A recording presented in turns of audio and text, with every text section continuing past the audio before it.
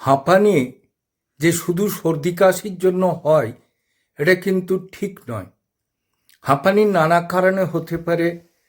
প্রথম কারণ হচ্ছে সর্দি কাশি, নাক দিয়ে জল পড়লো, হাঁচি হলো, জলটা একটু মোটা হলো, বসে যেয়ে টানের মতো হয়।